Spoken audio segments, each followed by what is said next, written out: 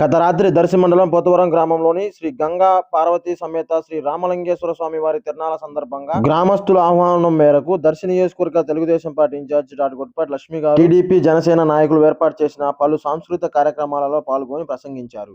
వారితో పాటు మాజీ శాసనసభ్యులు నారశెట్టి పాపారావు గారు, జనసేన నాయకులు వరకుటి నాగరాజు గారు, మాజీ ఎంపీపీ పూసల సంజీవయ్య గారు, దర్శి నగర పంచాయతీ చైర్మన్ నారశెట్టి పిచ్చయ్య గారు పాల్గొన్నారు.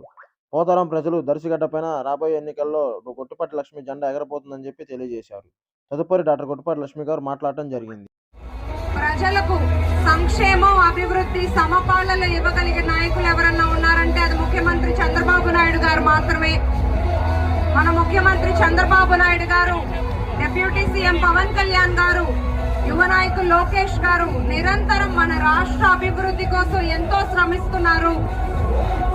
అలాగే ఇచ్చిన హామీలను నిలబెట్టుకునే బాధ్యత కూటమి ప్రభుత్వంది.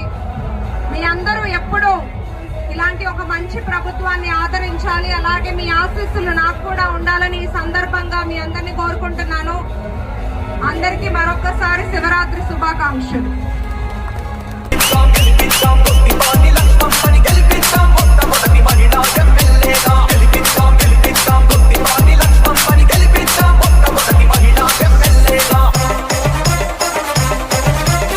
DJ Srivarman mixes from G Makurti.